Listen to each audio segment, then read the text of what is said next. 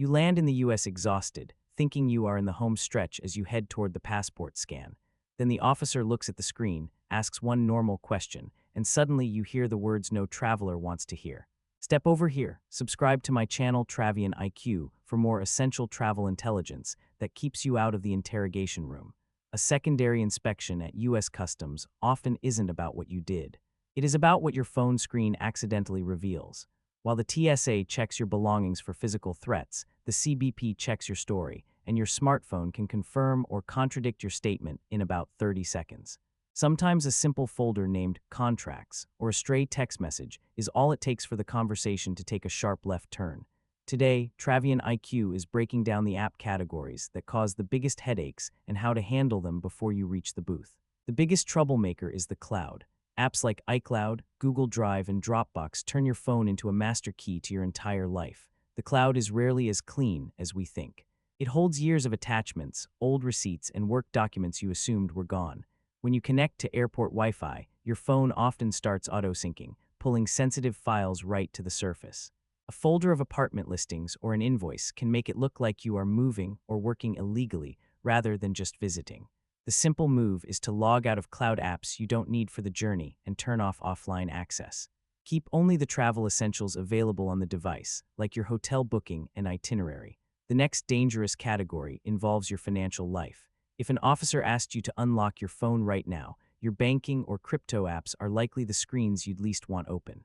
Money apps can invite follow-up questions because officers are trained to look for inconsistencies. You might say you are on vacation, but if your recent transactions show deposits labeled project retainer or invoice payment, it creates a red flag. Crypto apps can be a tripwire as well. From a border agent's perspective, they don't know if a wallet holds $5 or $5 million until it is opened. Handle this before you travel by ensuring you can sign in reliably without a one-time password that might be sent to a SIM card you aren't currently using. Stay functional for payments, but don't make your financial history the first thing that pops up. Private messaging apps like WhatsApp and Telegram are another area where accident prevention is key. You might use them for family memes, but a notification from a friend saying, "Can't wait for you to move here," can be misinterpreted by an officer who doesn't know your sense of humor. To prevent your phone from volunteering too much info, slow down the unlock process. Switch from biometrics to a strong passcode so the phone only opens when you consciously choose to open it.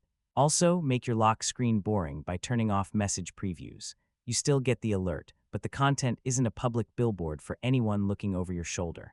Subscribe to my channel Travion IQ to stay updated on these privacy-saving maneuvers.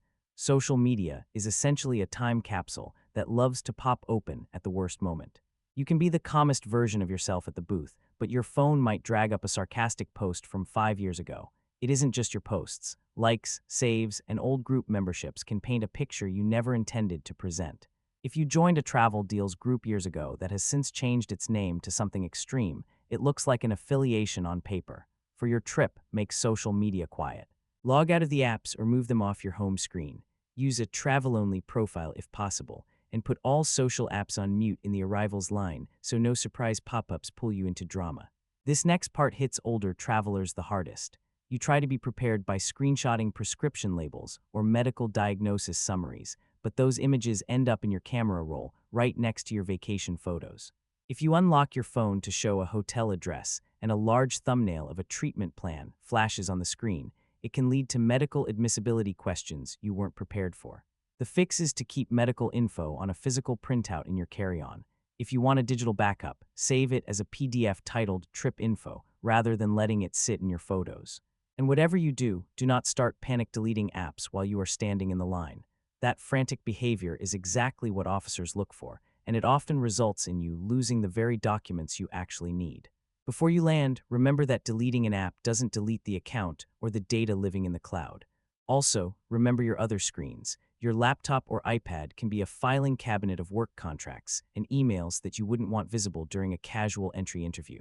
To handle this, choose one of 3 Travion IQ strategy levels. Level 1 is boring phone mode. Log out of the master keys and keep only travel basics on the surface. Level 2 is the travel phone. Use a separate device with nothing but maps and reservations. Level 3 is the factory reset, a clean device with recovery codes saved offline.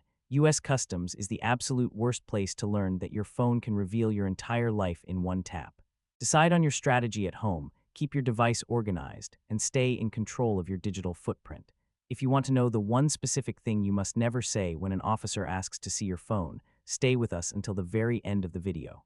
What is the one app you would hate to explain at a passport counter? Let us know in the comments. Make sure to subscribe to Travion IQ for more no-drama travel guides and keep watching to see the final secret that could save your entire trip.